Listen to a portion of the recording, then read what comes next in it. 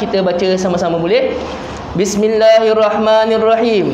Bismillahirrahmanirrahim. Nawaitu at-ta'alluma wat-ta'lima wa-tadhakkura wat-tadhkira wan-naf'a wal-intifa'a wal-ifadata wal-istifadata wal-hassa 'ala at-tamassuki bi kitabillahil aziz wa sunnati rasulihi sallallahu alaihi wasallam wa du'a ila al-huda wa dalalata 'ala al-khairi ibtigha'a wajhillahi ta'ala wa ridaihi wa qurbihi wa sawabihi. Allahumma urzuqna ya Rabbi fahman nabiyyin wa hifdzal mursalin wa ilhamal malaikati al-muqarrabin fi afiyatin ya arhamar rahimin. Allahumma inna nas'aluka al-ilma ladunni wal mashrab as-safi al-hani ya Wahhab ya Ghani. Jadi kita berhenti di muka surat 66. Okey, persilakan Huzaifah. Bismillahirrahmanirrahim. Alhamdulillahirabbil alamin wa bihi nasta'in ala umuri dunya waddin. Wassalatu wassalamu ala asyrafil mursalin wa ala alihi wa sahbihi ajmain. Qala al-musannif rahimahullahu ta'ala wa nafa'ana bihi wa bi ulumihi fid dharain amin. Radhiyallahu anhu.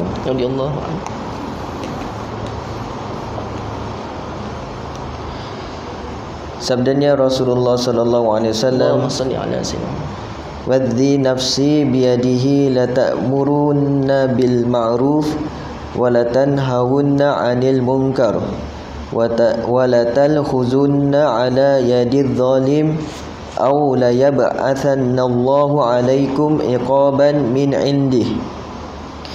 Artinya, demi jiwaku yang berada di dalam kekuasaannya, hendaklah kamu menyuruh berbuat baik dan melarang berbuat jahat, dan menegah orang yang zalim, ataupun Allah akan menurunkan azab kepada atasmu. Okey, bismillahirrahmanirrahim. Kita berhenti di bab amar ma'ruf wan nahi 'anil munkar. Okey, amar ma'ruf, mengajak ataupun memerintah kepada perkara yang baik, wan nahi 'anil munkar, dan melarang ataupun mencegah dari melakukan satu dosa ataupun satu kesalahan, satu yang maksiat, asi kepada Allah Subhanahu wa taala. Okey, jadi sebelum ni hadis man ra'a minkum munkaran falyughayyirhu bi yadihi fa illam yastati' fa bi lisani fa illam yastati' fa bi qalbihi wa dhalika ad'aful iman. Rasulullah sallallahu alaihi wasallam bersabda, siapa yang melihat kemungkaran, man ra'a minkum, siapa di antara kamu yang melihat kemungkaran. Jadi siapa kita yang melihat kemungkaran? Orang Islam, orang yang baligh, orang yang akal, yang melihat kemungkaran. Apa itu kemungkaran? Kemungkaran ada dua erti. Satu, meninggalkan kewajipan. Bila seseorang meninggalkan kewajipan, dia tidak solat. Adik-beradik kita tidak solat, isteri kita tidak solat, suami kita tidak solat, kita mesti menegurnya. Ataupun fi'lu haram, atau melakukan perkara yang haram. Sama ada dia meninggalkan kewajipan ataupun melakukan kemungkaran. Itu nama dia man ra'a minkum munkaran. Falyughayyirhu, maka hendaklah dia mengubahnya, biyadi, dengan tangan. Fa illam yastati', kalau dia tidak mampu, fa bil lisani, maka dengan berkata-kata.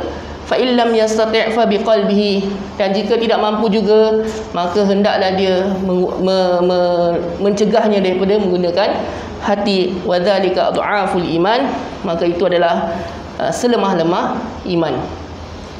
Okay, jadi kat sini pun ada peringkat kita untuk mencegah ataupun menegur orang daripada lakukan kemaksiatan. Okay, pertama, biadih, menggunakan kuasa tangan. Okay, kalau kita mampu. Okay, contoh seorang ingin membunuh seseorang. Okay, jadi kalau kita mampu dan kita tahu tidak akan mencederakan kita, maka kita cegah dia daripada melakukan perkara tersebut. Okay, kalau tidak mampu, maka kita menggunakan bilisanihi, dengan berkata-kata. Okay, contoh kita menelpon polis, ataupun kita teriak biar dia takut yang ada orang melihat dia sedang melakukan kemaksiatan. Maka kalau tidak mampu juga, fabiqalbihi, maka kita harus di dalam hati, wajib dalam hati kita, bila kita lihat satu kemungkaran, kita tidak mampu menegurnya dengan tangan ataupun dengan lidah, dengan kata-kata, maka wajib dalam hati kita paling sedikit merasa perkara itu sangat-sangat kita benci dan kita ingin kalau mampu untuk menegurnya, tapi kita tidak mampu. Tapi itulah selemah-lemah iman. Maksudnya itulah paling rendah untuk kita mencegah satu kemaksiatan. Jadi kita mesti ada dalam hati, bila lihat satu kemungkaran, kita mesti ada dalam hati merasakan kebencian kepada perkara tersebut. Perkara tersebut. Lepas tu Rasulullah SAW bersabda, wallazi nafsi biyadihi la ta'muruna bil ma'ruf wa la tahawunna 'anil munkar wa la ta'khudhunna 'ala yadil zalim aw la yab'atsanna Allahu 'alaikum iqaban min indi. Demi jiwaku yang berada dalam kuasanya, hendaklah kamu menyuruh berbuat baik dan melarang berbuat jahat. Ya'muruna bil ma'ruf wa yanhauna 'anil munkar. Saya rasa, pada saya lah, pendapat saya, ya'muruna bil ma'ruf ni lebih senang daripada wa yanhauna 'anil munkar. Mencegah kemaksiatan tu lebih susah. Untuk perintah ajak orang ke masjid, ajak orang untuk solat, ajak orang menunaikan zakat, ajak orang kepada untuk berpuasa, lebih senang daripada kita mencegah orang dari lakukan kemaksiatan. Jadi nak mencegah orang daripada kemaksiatan ni, kita mesti ada keberanian, mesti ada kebijaksanaan. Nak tegur orang mesti ada kebijaksanaan. Tak boleh tegur orang dengan cara kasar. Mesti lemah lembut. Contohlah seorang wanita ni dia tak menutup aurat. Dia tak pakai tudung, contoh dia tidak menutup aurat. Kita tak boleh cakap, makcik, rambut makcik dah macam ahli neraka, makcik tak payah pakai dah, sama je. Tak boleh lah. Kita mesti cara bijaksana. Kita contoh, kalau contoh isteri kita lah, tidak menutup aurat, kita belikan dia tudung. Belilah, tak kisah tudung bawal ke, siakap ke, ataupun contoh nak pakai tudung nilofa ke, janji dia suka. Bila dia pakai, awak dengan nilofa dah tak ada beza dah, contoh. Supaya dia, orang kata cair lah, dia nak pakai, nak menutup aurat. Jangan kita tegur dengan cara kasar ataupun dengan cara membuat dia makin jauh untuk dekat kepada Allah Subhanahu wa ta'ala. Ataupun Allah akan menurunkan azab ke atas kamu. Jika tidak ada lagi yang ya'muruna bil ma'ruf wa yanhauna 'anil munkar, bila dalam satu kaum tidak ada dua perkara ini, maka Allah akan turunkan bala. Allah akan turunkan bala. Terjadi pada zaman Bani Israel, bila mereka tidak mencegah daripada melakukan kemaksiatan, maka Allah turunkan bala, walaupun mereka tidak melakukan kemaksiatan tersebut, cuma mereka biarkan, tak tegur, itu maka mereka juga dapat azab tersebut. Sabdanya lagi, idza habat ummati an taqula lidh-dhalim ya dhalim faqad tuwdi'a minha. Artinya, kiranya umatku takut berkata kepada si zalim, hai zalim, maka terlepaslah amanan itu dari tangannya. Maknanya, maka telah hilang lenyaplah kebaikan umat pada masa itu dan dekatlah masa kehancurannya. Jadi bila satu umat, satu kaum tidak ada ya'muruna bil ma'ruf wa yanhauna 'anil munkar, tidak mengajak kepada kebaikan dan mencegah kepada kemungkaran, maka Allah akan turunkan bala dan akan menghancurkan umat tersebut. Okay, Allahumma ya kafiyal bala ifinal bala qabla nuzulihi minas sama. Sebab tu salah satu cara berdakwah, kita tak boleh dakwah ke tempat-tempat yang maksiat. Okay, sebab takut-takut Allah turunkan bala. Walaupun kita niat yang baik untuk mencegah, tapi tetap bahaya sebab takut turunnya bala di tempat tersebut. Okay, tempat tersebut. Ada satu kisah, tadi kan Rasulullah berkata apa, siapa yang melihat satu kemungkaran hendaklah dia mencegah dengan tangannya. Ada satu kisah pada zaman Sultan Murad. Okay, ahli keluarga Sultan Muhammad Al-Fatih. Okay, ayah dia ke datuk dia. Dia seorang sultan yang adil. Okay, seorang sultan yang adil dan mengambil tahu tentang rakyat. Okay, tapi zaman dahulu tak ada Facebook. Okay, tak ada Instagram. Okay, orang kadang tak tahu siapa sultan dia, cuma tahu nama je. Muka tak tahu macam mana dan siapa sultan tersebut, kecuali dah pernah pergi istana dan melihat sultan. Jadi dia peribadi dia suka berjalan ke pasar, ke bandar, dalam keadaan pakaian yang biasa untuk melihat keperluan rakyat. Okay, jadi satu malam tu, sedang dia berjalan dengan penemannya. Mereka pakai pakaian biasa, lihat seorang sedang membawa arak. Dengan bila dia melihat orang tu membawa arak, tiba-tiba orang tu tergelincir dan jatuh dan meninggal dunia. Jadi tak ada orang hiraukan. Semua orang kat situ buat bodoh je. Jadi dia pun pelik, kenapa tak ada orang bantu orang ni, sedangkan dia seorang Islam, seorang Muslim.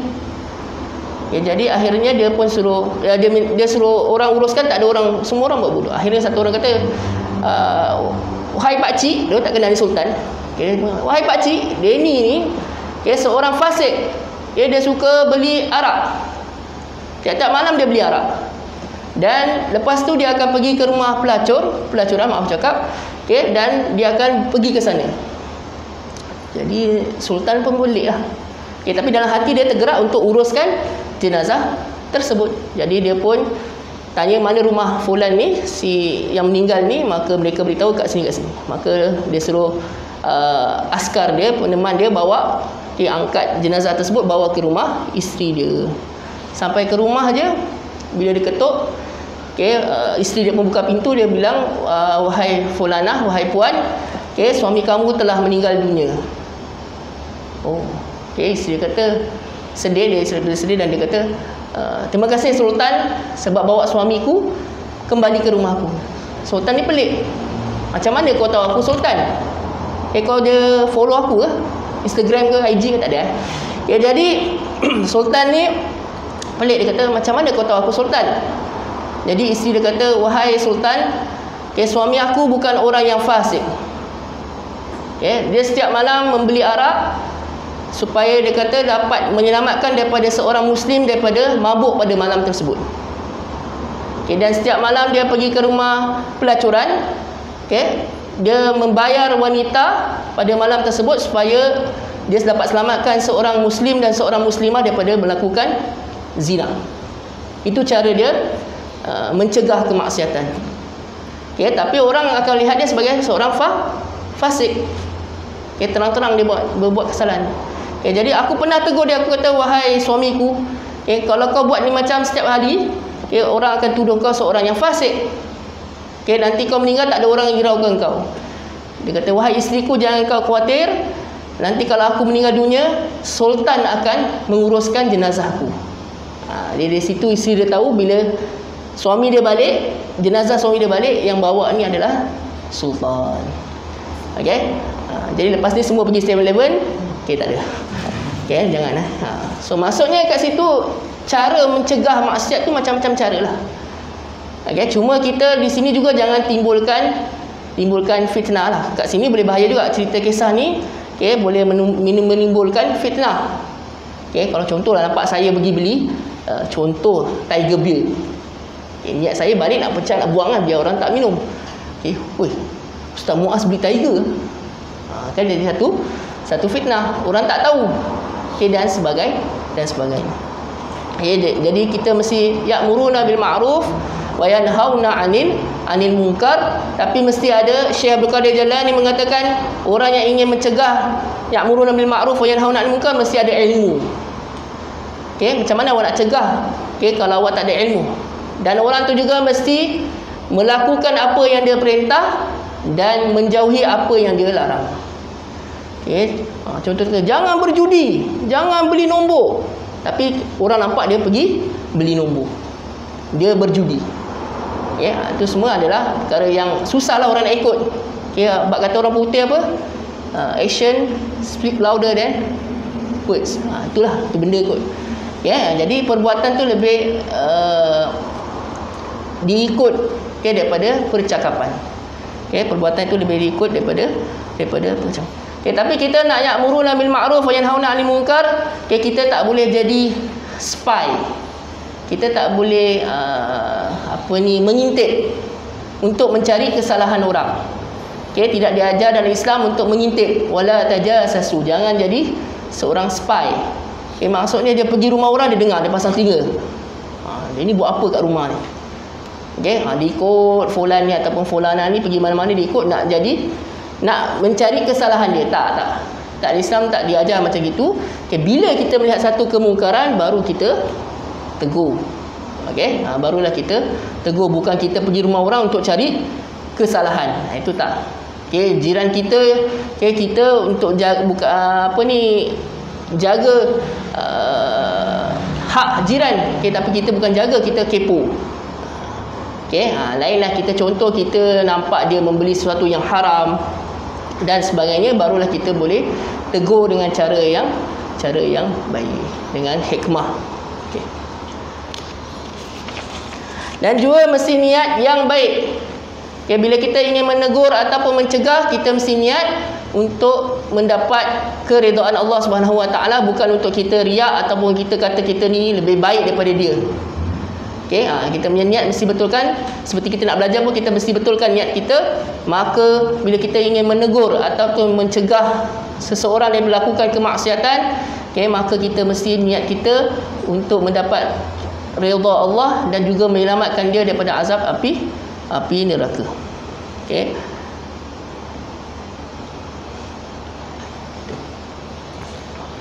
Alasan batil meninggalkan amar ma'ruf nahi munkar. Allah Subhanahu wa taala tidak akan menerima alasan, iaitu alasan-alasan yang tidak benar yang biasanya dibuat-buat dewasa ini dalam meninggalkan menyuruh berbuat baik dan melarang berbuat jahat. Misalnya dengan berkata, mereka itu tidak akan mendengar kata-kata kami lagi, biarpun kami menyuruh atau melarang.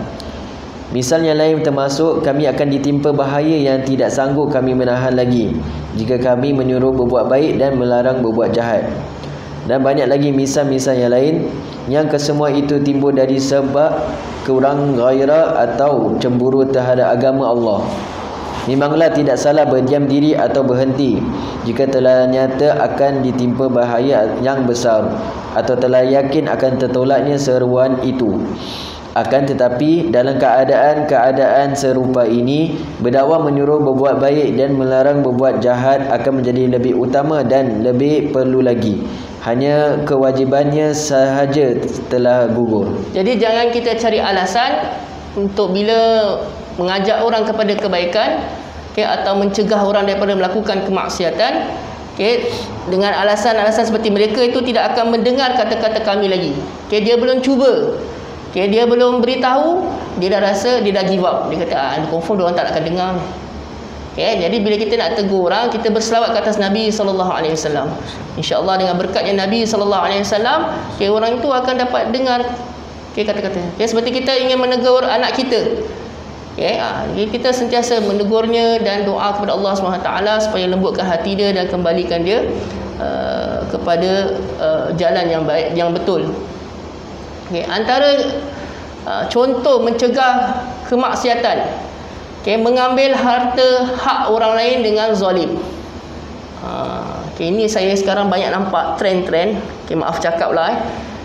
Contohlah pergi ke supermarket, ambil troli, contoh kat Singsong ke, NTUC ke, Giant ke, dia dah beli barang, dia dah taruh barang, troli tu bawa ke kereta untuk taruh barang, itu okey lah. Lepas tu kembali ke tempat troli. Tapi sekarang saya nampak troli tu balik ke rumah. Itu salah. mereka hanya meminjamkan kita untuk membantu kita mengangkat barang je, bukan dia kasih kita pinjam bawa balik rumah. Jadi tu nak kena tegur lah. Kalau kita nampak jiran ke, lawa troli. Jadi perkara ni nak kena tegur, tapi dengan cara bijaksana. Saya pernah nampak satu van, troli tu masuk dalam van lagi. Dia dah beli barang, van dia boleh masuk troli lah. Dengan troli tu masuk dalam van. Jadi itu perkara yang salah. Jadi kita kena tegur lah kalau orang melakukan perkara tersebut. Tapi tegur dengan cara hikmah. Macam mana nak tegur? Belikan dia troli. Kalau mampu. Terus. Yang pelik lagi adalah jika seseorang itu dicela atau dicuri harta bendanya walau sedikit sahaja. Ia akan mengamuk dan ia tidak mungkin mendiamkan diri begitu sahaja. Dia tidak pula membuat alasan-alasan seperti yang dibuat ketika ia berdiam diri dan melarang melakukan yang jahat tadi. Apa adakah jalan baginya atau patutkah ia berbuat demikian?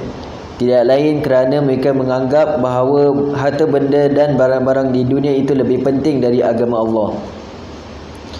Andai kata dakwaan mereka itu dapat diterima, bahawa dakwah mereka tidak akan didengar sekiranya mereka menyuruh atau melarang, maka apa pula sebabnya yang menarik mereka untuk bercampur gaul dengan ahli-ahli munkar itu dan berkawan dengan mereka? Bukankah Allah Ta'ala telah memerintahkan supaya kita meninggalkan orang-orang jahat dan jangan duduk bersama-sama mereka, selain mereka enggan tunduk kepada perintah Allah dan Rasulnya? Jadi kita bukan setakat menegur ataupun mencegah orang daripada melakukan kemaksiatan. Tapi kalau contoh kita dah tegur, kenapa kita masih bercampur dengan mereka? Kalau kita kata nasihat kita ni mereka tidak akan dengar lagi. Ni seperti Bani Israel, kisah ahli Sabat. Cerita kisah orang yang mereka yang memancing ikan, yang menangkap ikan. Bila Allah larang pada hari Sabtu, hari Sabtu lah ikan keluar. Jadi nanti lepas ni ada kisah dia. Ada tiga kategori. Satu tu dia pergi tu hari Sabtu tu untuk menangkap ikan, sebab dia kata hari Sabtu je ikan keluar, hari lain tak keluar. Sedangkan Allah dah melarang mereka pergi. Yang nombor dua, dia tak pergi menangkap ikan, tapi dia masih bercampur dengan mereka yang melakukan kemaksiatan. Yang ketiga, dia tidak pergi menangkap ikan, dan dia juga tidak bercampur lagi dengan orang-orang yang pergi menangkap ikan. Jadi kalau betul kita tegur mereka tak terima, mereka tidak akan dengar. Tapi kenapa kita masih ingin bergaul dengan mereka? Jadi memang ya'muruna bil ma'ruf wa yanhauna 'anil munkar ni bukan perkara yang mudah lah. Bukan perkara yang mudah, perlu banyak sabar, perlu banyak hikmah, perlu banyak lemah lembut dalam melakukan perkara tersebut. Mungkin orang akan pulaukan kita, kawan-kawan akan pulaukan kita. Dia ni kalau datang mesti nak ajak semayang. Kerana ada kawan dia tak berapa suka lah. Dia ni datang memang okey. Dia ni semayang, tapi bila dengan kita dia okey, dia tak semayang okey. Dia kadang-kadang kita nak perlu menegur mereka dengan cara kita semayang. Sekejap aku nak pergi semayang. Memang kita tahu kita ajak mereka semayang pun mereka tidak mahu semayang. Jadi bila kita duduk dengan mereka, bila waktu azan masuk, kita aku nak pergi solat sekejap. Jadi lama-lama mungkin dengan kita punya perbuatan, mereka akan dengan ridhanya Allah, mereka akan mengikut jejak kita untuk pergi ke solat. Never give up, keep it up. Terus. Bukankah telah jelas hukumnya bahawa orang yang melihat mungkar dan tidak mencegahnya, padahal ia berkuasa melakukan yang demikian, adalah berkongsi dosa orang yang melakukan mungkar itu. Demikian pula orang yang reda dengan kemungkaran yang sedang berlaku atau yang dilakukan, meskipun ia tidak hadir waktu berlakunya, sekalipun jarak antaranya dengan tempat berlaku mungkar itu, jarak antara timur dan barat, sama-sama berdosa. Sebab orang yang bercampur gaul dan berkawan dengan ahli-ahli mungkar itu, meskipun ia tidak melakukan mungkar yang sama, adalah sama-sama salah dalam pandangan Allah. Kecuali dia bercampur dengan mereka, niat dia untuk menegur mereka, dan cuba mengajak mereka kepada kebaikan, itu boleh. Jadi kita di negeri yang bercampur sosial, bercampur agama dan sebagainya. Jadi kita mesti mengajak mereka kepada kebaikan. Kalau kita tak campur mereka, siapa lagi ingin mencampur dengan mereka? Tapi niat kita bila campur dengan mereka, niat kita untuk mengajak mereka kepada kebaikan. Dan doa kepada Allah supaya kita dapat istiqamah, jangan kita pula terikut. Itu bahayanya. Jadi bila kita nak buat tu, sebab bila kita campur dengan mereka, syaitan kat situ lagi banyak. Jadi kita kena hati-hati, pasangkan niat tu dan minta Allah bantuan untuk membantu kita dalam ya'muruna bil ma'ruf wa yanhauna 'anil munkar. Sekiranya Allah Subhanahu wa taala menurunkan azabnya ke atas orang-orang yang jahat itu, maka ia juga akan turut menerima azab yang sama. Contoh sekarang kat dunia ni, contoh yang sangat simple. Wabak. Wabak COVID-19. Satu dunia kena. Tempat ada yang baik, tempat ada yang jahat dan sebagainya, orang bercampur-campur. Sebab Allah turunnya murkanya Allah, maka turunlah bala. Sebab tu kita mesti doa kepada Allah, jauhkan kita semua daripada wabak dan bala. Jadi kita tak boleh dia ni punya salah ni, negeri ni punya salah. Ada orang buat macam ni, orang zalim, tak. Kalau negeri tu salah, negeri tu je kena. Ni satu dunia kena. Jadi kita mesti balik kepada Allah SWT, supaya Allah menerima kita yang jauhkan daripada wabak dan bala. Dialah memberi penyakit, dialah Maha Penyembuh. Dialah yang menarik rezeki, dialah Maha memberi rezeki. Jadi kena yakin yang Allah Maha memberi hidayah, Allah yang Maha membantu ke atas semua umat. Terus dia tidak akan terselamat dari azab Allah, melainkan setelah ia melarang mereka itu dari melakukan dosa dan mengasingkan diri dari bercampur gaul dengan mereka, serta segera berpisah dari mereka jika orang-orang itu tidak ingin menerima nasihat-nasihat atau tunduk kepada petunjuk yang benar. Kisah Nabi Allah Yunus AS, kita semua tahu kisah Nabi Allah Yunus telah dimakan oleh ikan paus. Nabi Allah Yunus ni dia ajak umat dia untuk kepada jalan Allah, tapi mereka tidak mahu dengar. Akhirnya Nabi Allah Yunus merajuk, dia pun tinggalkan mereka tanpa minta izin daripada Allah SWT untuk meninggalkan mereka. Jadi akhirnya Allah perintahkan ikan paus untuk memakan Nabi Allah Yunus. Jadi sebab tu kita terus jangan pernah give up untuk mencegah orang melakukan maksiat dan juga memerintah mereka kepada kebaikan. Kisah Nabi Allah Nuh. Nabi Allah Nuh bila dia ajak mereka, paling lama yang paling dakwah paling lama adalah Nabi Allah Nuh. Lebih kurang 950 tahun. Kita baru dakwah 9 hari, 5 hari dah tak boleh tahan.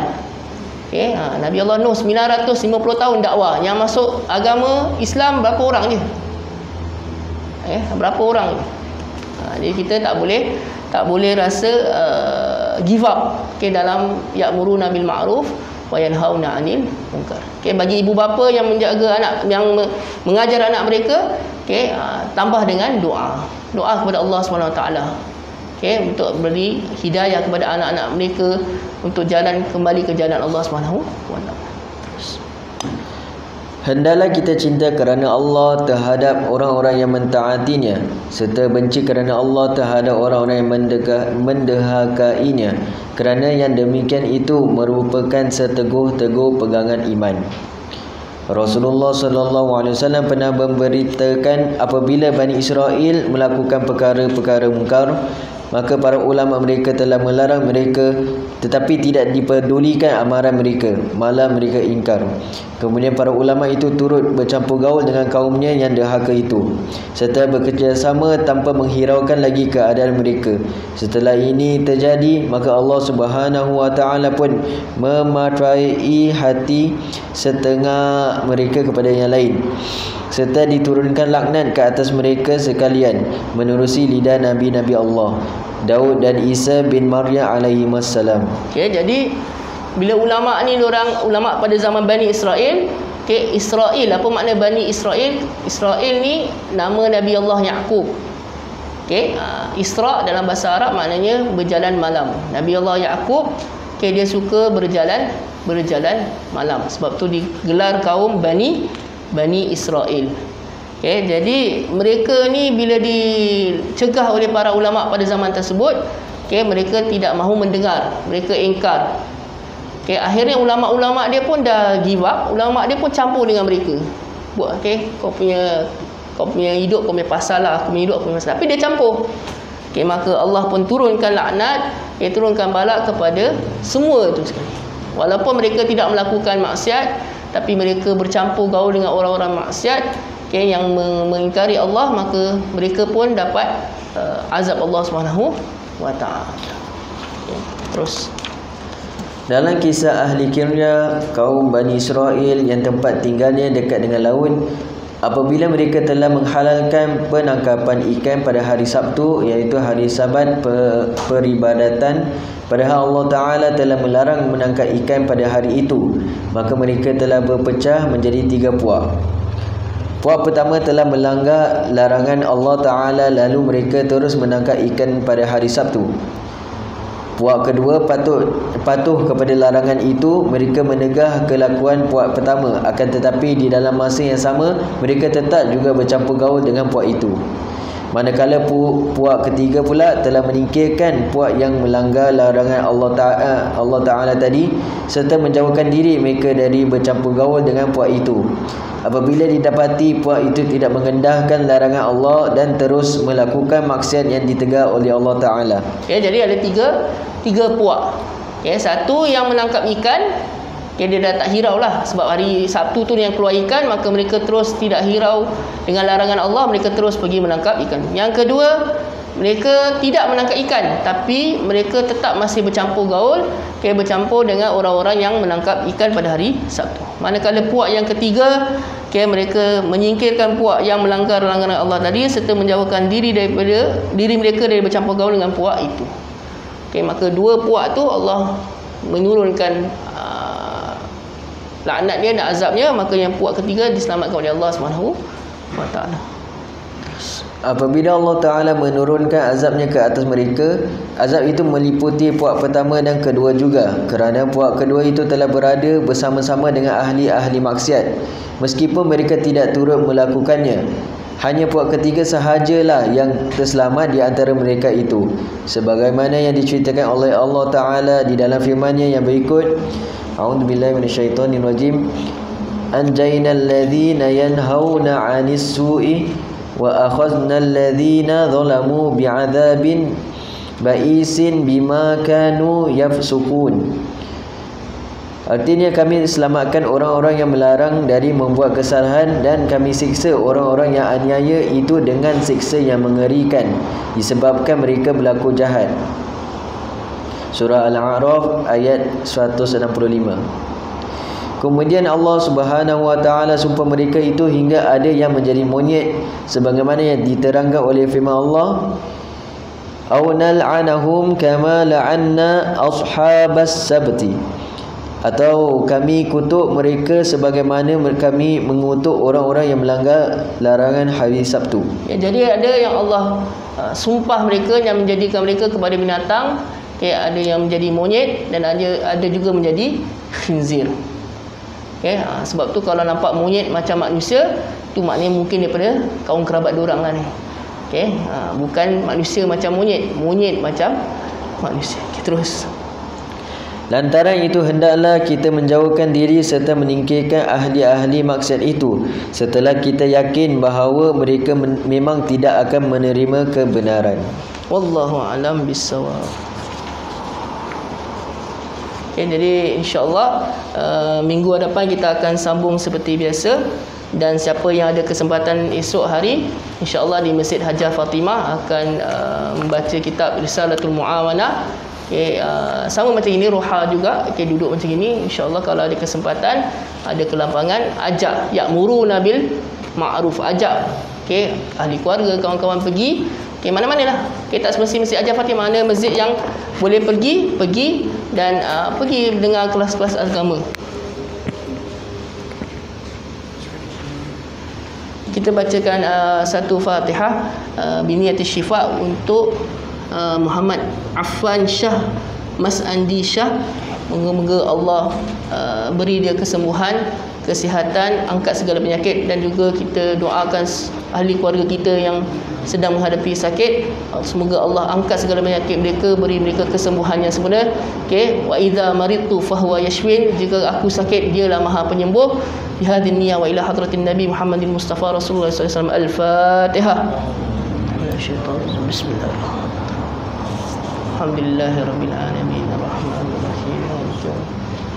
إياك نعبد وإياك نستعين الصراط المستقيم صراط الذين أنعمت عليهم غير المغضوب عليهم ولا الضالين بسم الله الرحمن الرحيم يا ربنا اعترفنا بأننا اغترفنا وأننا أسرفنا على لظى أشرفنا فتب علينا توبة تغسل كل حوبة واستر لنا العورات وآمن روعات واغفر لوالدينا ربي ومولودينا والآل والإخوان وسائر الخلان وكل ذي محبة أو جيرة أو صحبة والمسلمين أجمع آمين ربي فاسمع فضلا وجود منا لا باكتساب منا بالمصطفى رسولي نحظى بكل سولي صلى وسلم ربي عليه عد الحب وآله وصحبه عدد طش السحب والحمد للإله في البدء والتناهي وصلى الله على سيدنا محمد. الحمد لله رب العالمين. تقبل الله منكم.